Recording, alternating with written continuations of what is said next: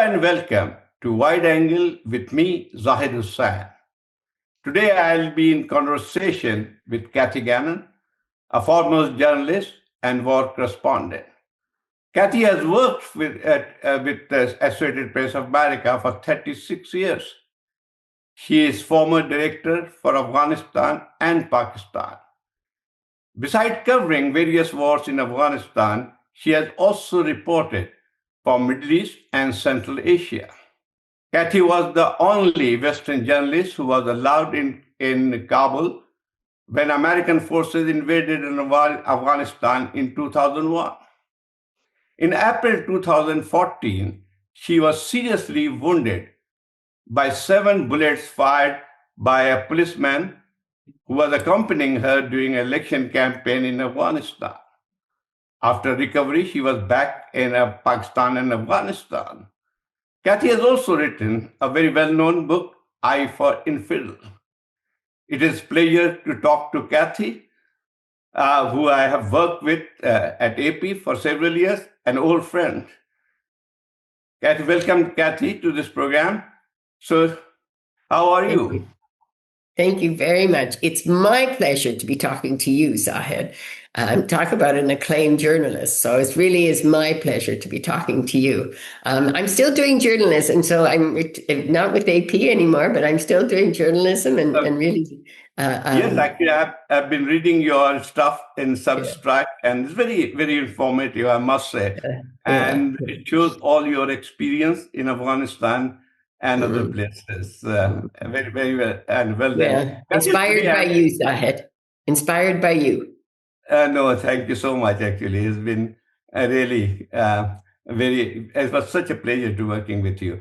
Kathy, today we will be talking about this escalating tension between Afghanistan and Pakistan, which has also turned into an active conflict. For last 2 or 3 days, we have seen actually that the two countries have been engaged in fierce fighting. Pakistani Air Force jets have bombed Kabul, Kandahar. This is not the first time they have done it. Over the last few years, we have seen several times these clashes have happened.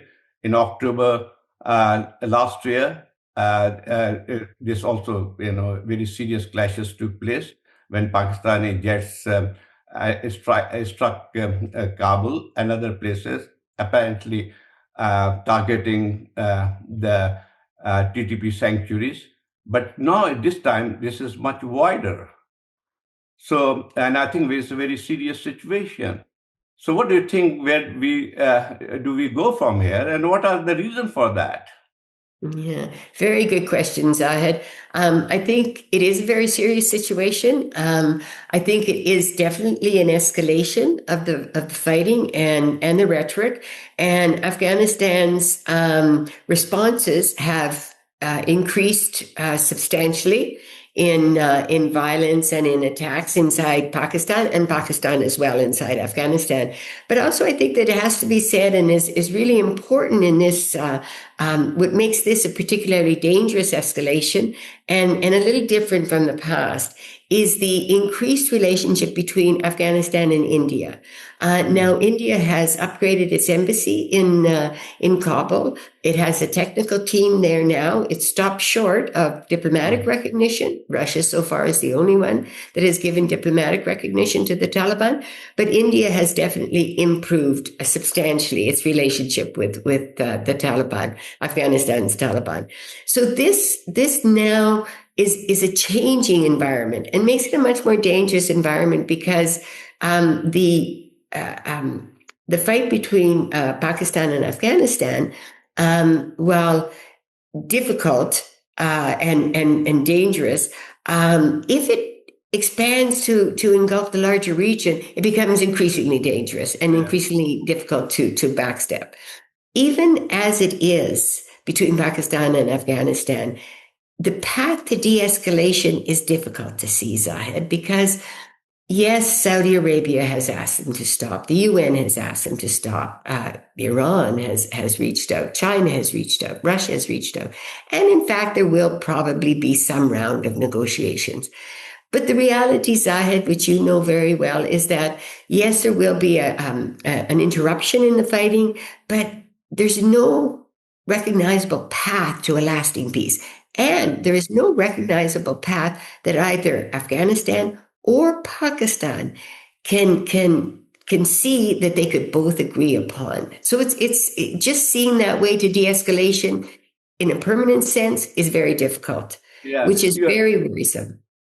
yeah, you were right, Kathy. But it's quite a turnaround. When the Mm, Taliban returned to power after end of mm, American war in Afghanistan, 20 years long war, and in August 2021, mm, there was general, expectation in Pakistan, particularly, that things will improve with Afghanistan because Pakistan has not a very good relations with Afghanistan for last, 75 years since its creation.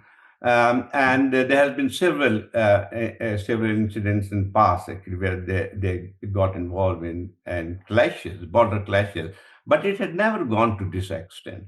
mm, And it was expected that things will improve on the western border for Pakistan after Taliban returned to power. And after all, Taliban was seen as a liar from Pakistan. There was a perception, you know it very well actually, in Western countries that it is Pakistan has tacitly or actively supporting Taliban during the war against American forces, but things changed completely. And I think mm, probably the two countries are basically the standoff, they are in a state of standoff. mm. And the major allegation, major reason for this seems to be that Pakistan feel that it is that sanctuaries, TTP sanctuaries in Afghanistan, is being used for the cross-border terrorist attack targeting Pakistani forces. And over the last 2 years, you must be knowing about it that 2024 was the worst period where about thousands of Pakistani soldiers, officers, and civilians were killed in terrorist attack.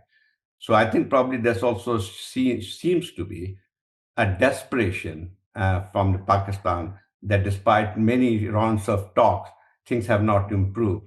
So how do you see this allegation about Afghanistan turning into a hub of transnational terrorist groups, and Yeah, how serious threat is for Pakistan and other regional countries? yeah.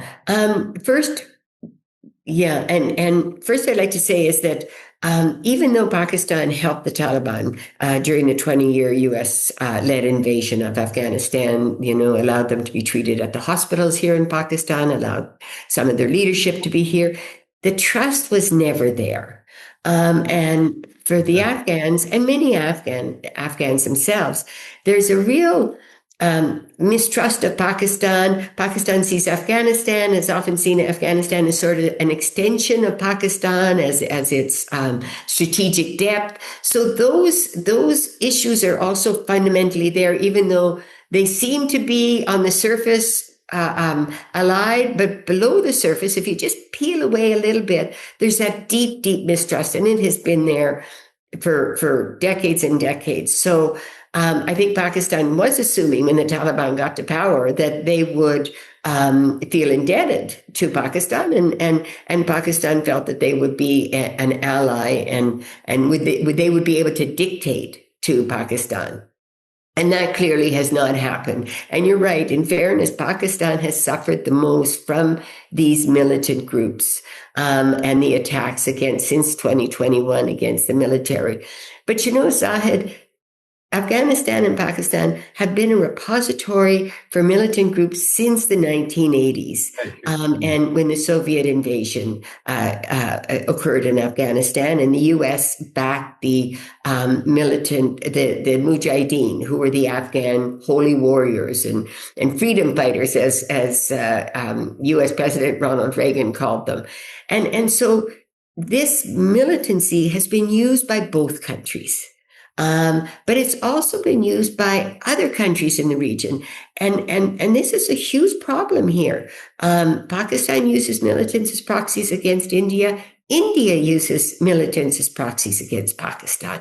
Afghanistan uses militants as proxies against Pakistan and against other groups against whom they're fighting inside Afghanistan. And it's a huge problem, Zahid. It's a huge problem because there are areas that are ungovernable here in Pakistan, parts of Baluchistan, but there are areas, large areas that are increasingly ungovernable inside of Afghanistan. The Taliban have a large amount of control, but there's also many groups that are allied with the Afghan Taliban, the TTP, that are against Pakistan and have taken credit for much of the attacks. The UN and other groups as well, not just the UN, have said, and it's quite recognized, that the TTP has large numbers inside Pakistan. The Baluch Liberation Army, they were there before the Taliban in Afghanistan working against Pakistan. Where was their support coming from, Zahid? In 2018, I think it was, the head of the BLA in a suburb of Kandahar was putting together a car bomb to be used inside Pakistan. It was understood, and it blew up, and he was killed. So it was proved that the BLA have people in Afghanistan. So the problem is for Pakistan, for Afghanistan, for India, for the larger region, China, Russia, there's the Islamic State that's in Afghanistan, the Islamic State in Khorasan province. It also is in the tribal areas of Pakistan. There's now a subsidiary of the Islamic State in Khorasan province in Baluchistan, the Islamic State Pakistan province. It's a subsidiary, but focused more in that area, Baluchistan. And the Taliban, too, are against those. The Afghanistan Taliban government, are also against those. But they're able to operate because there are spaces. There are spaces that have opened up and increasingly opened up in Afghanistan, and spaces here in Pakistan. And it's a problem for Pakistan. It's a problem for Afghanistan. It's a problem for the wider Kathy, as you rightly pointed out, that Afghanistan has long been used as a sanctuary, even before the Taliban came to power. Oh my goodness, yes. Because even at that point, I remember Pakistan government has been accusing Afghanistan of hosting all those militant groups fighting against Pakistan, like Absolutely. BLA. Yes, everybody knew about BLA, and TTP also. Yes. But here actually is slightly different because when TTP was driven, most of the fighters were driven out from the former tribal areas, particularly North Waziristan. And many fighters actually fled to Afghanistan. And but you would know that there has always been a link between TTP and Afghanistan Taliban. Although they may have different tactics when TTP was fighting here since 2007. But the ideologically, and they were the same. And also, if you remember, when TTP was founded, and they said that they owe their allegiance to Mullah Omar at that point, and now they are to Habibatullah. So in a way, how do you separate the two? So don't you think actually it makes things much more difficult for Afghan Taliban government to expel them? What is this demand for Pakistan? So how do you see this this is a very complicated problem. It's a hugely complicated problem, and you're absolutely right. I think it's even more complicated than that because the TTP, you're absolutely right. When they were formed back when the Taliban were last in power and independently, but they did swear allegiance to Mullah Omar, absolutely. This time around, I think the Taliban government in Afghanistan sees the TTP as tied to part of their organization, not necessarily embraced by the total organization or used by the total Taliban government. And so I think there is some suggestion that part of the Taliban government, it's your problem. You're the ones that are close to them, and you deal with them however it's best to deal with them. But it's a problem because it makes it difficult for Pakistan. You can't go after part of the Taliban government. And it also makes it difficult for the Afghan Taliban because the Afghan Taliban government, because they need to establish a government that has complete control and speaks with one voice. And while on the surface there's unity, and they do speak and they're all committed. Every faction within the Taliban government is committed to unity, but there are groups within the Taliban leadership that have different relationships with different groups. And over the years, since they returned to power in 2021, there has been some attempt, in fairness to the Taliban government, to try to rein in some areas, because especially with their relationship with China, with the Turkestan group that is the Uyghurs that are seeking independence and fighting China. So it's so complicated in Afghanistan and in Pakistan. And the answer, that makes the answer so much more difficult, Zahid, but it also makes the dangers so much greater because there's no easy solution. You go direct to this and that will stop it all, or you do this and this will stop it all. There's so many different parts at play and so many different groups and agendas and ideology, quite frankly. Look at the Islamic State Pakistan province. They've declared an open war. They sent around flyers a couple of months ago or something, declaring that the BLA and all these groups are infidels, and they declared war on them. So, this also makes it so dangerous for both Pakistan and Afghanistan. Is they're fighting each other, as well as fighting the governments. Yeah. So one thing more about when Pakistan had been pressing Afghanistan to take action against TTP, one of the reasons given by the Taliban probably is that they do not have the capacity to fight the TTP. Number one, and number two, that if they take action against the TTP, there's a fear that many of them will join the Daesh or Islamic State. And in fact, actually, Islamic State present the biggest threat to the Taliban government. They have been at it. So how true is this? The other things that you have just mentioned about, the division within the Taliban movement on the issue.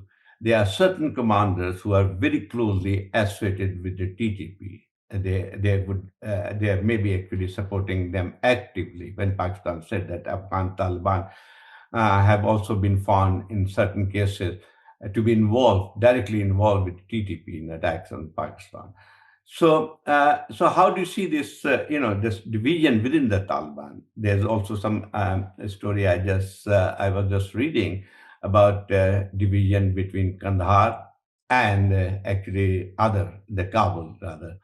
And also is reflected on this issue. Another issue, there's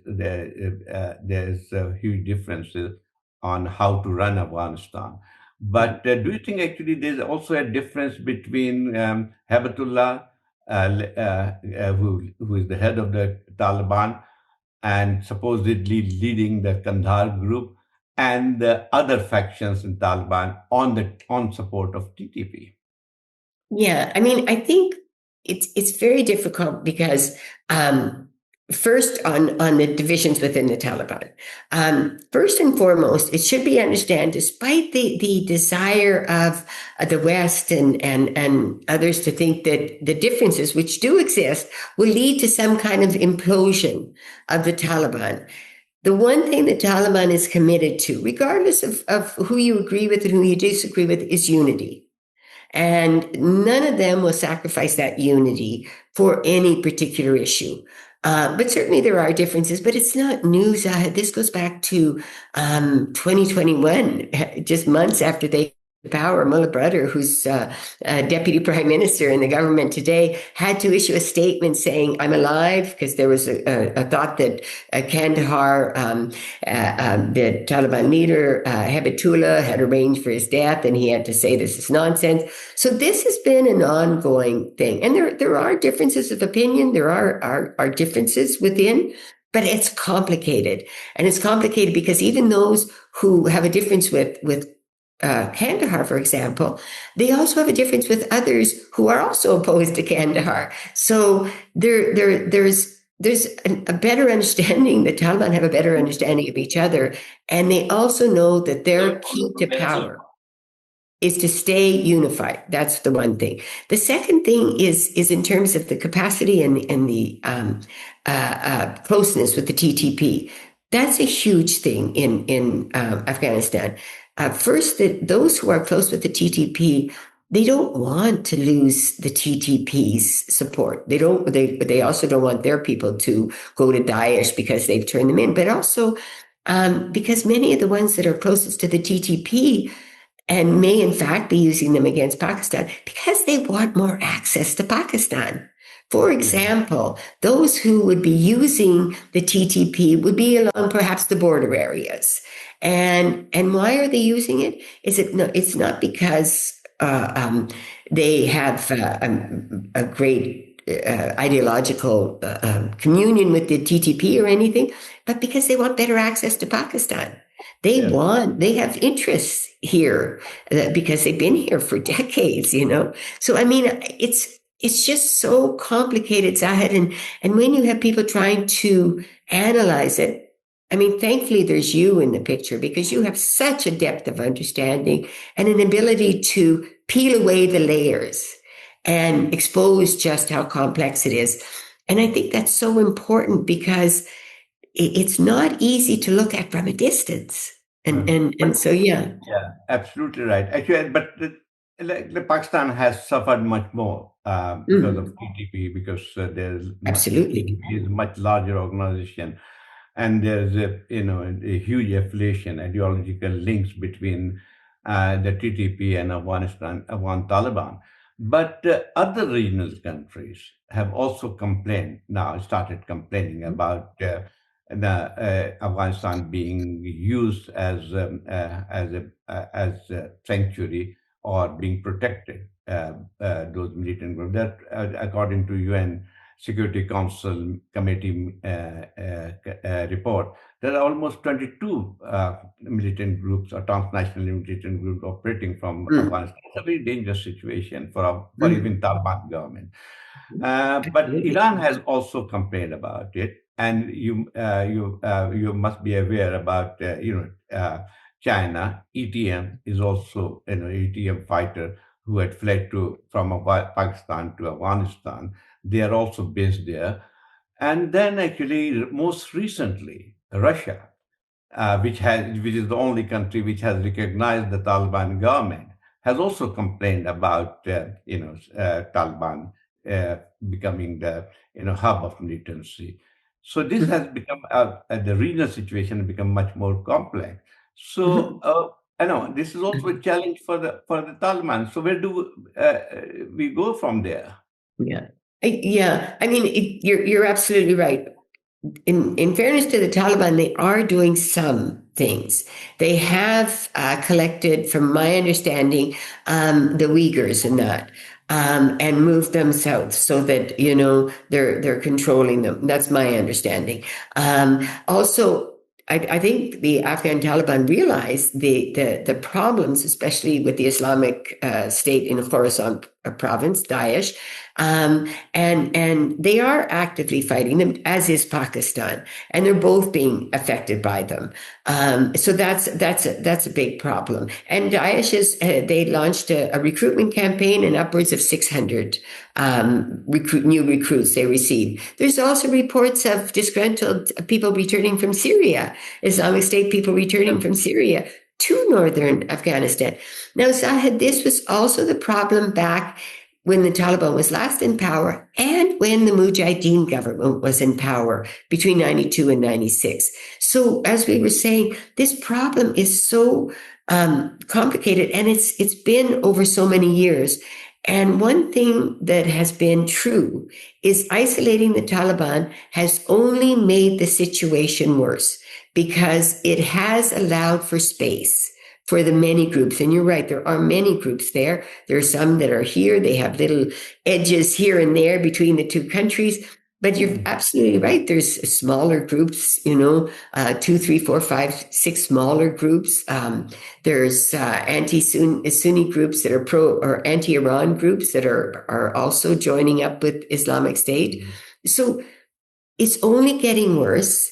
It's only getting more complicated.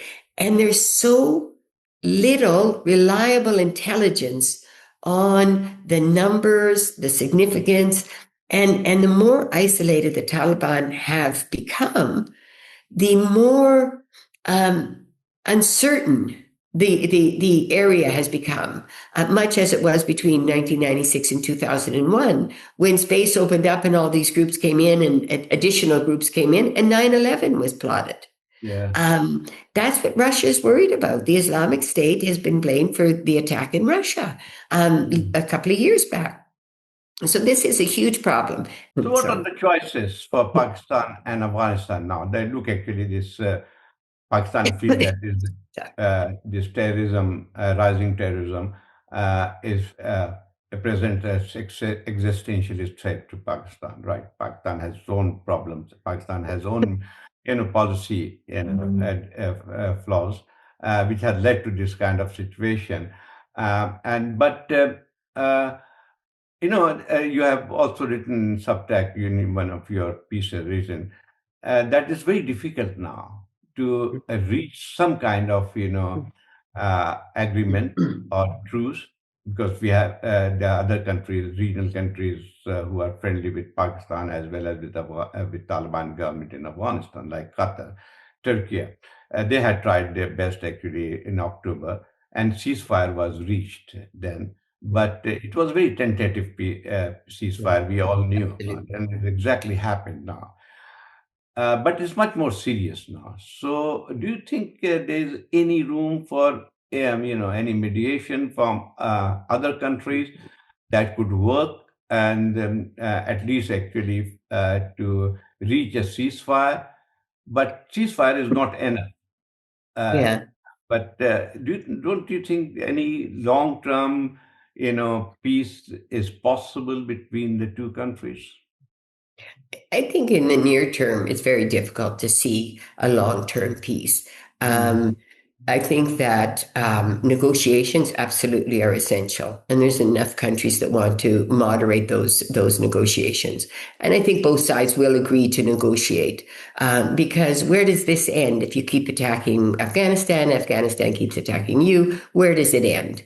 What is the end game for Pakistan? To take over Kabul? Not likely. What's the end game for Afghanistan? To take over Islamabad? Not possible. So there's no real end game to these tit for tat attacks. So for sure, mediation will be the next step, and it will bring temporary truces. But there is no path that seems to be visible for long-lasting peace.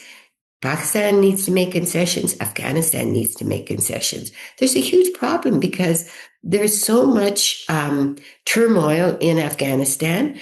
Pakistan is also dealing with its own internal turmoil. And in Balochistan, the military has come under attack from secessionist groups that are not necessarily supported by the Afghan Taliban. Also, the attack at the Imam Barga in outside Islamabad, taken by a responsibility by the Islamic State, Daesh, which is an enemy they both have, both Pakistan and Afghanistan have. I'm not sure what that path is, but they have to address their deep mistrust with each other. There has to be some way for both Pakistan and Afghanistan to come to some kind of a understanding, a long-lasting understanding that neither is a threat to the other, and that certain groups are a threat to both, and those groups that are a threat to one or to the other have to be dealt with, and then figure out how to deal with them. Yeah, Kathy, you are Doesn't absolutely seem right. to be It's a a very complicated matter, and so this is a huge subject, and we will yeah. continue talking about it in next episode. Till then, actually, let's see actually what happened, because now the whole area, whole region now are under crisis. So far, Yeah. till the next program, that's a goodbye for us. Okay. Thank you very much. For more updates, subscribe now and press bell icon.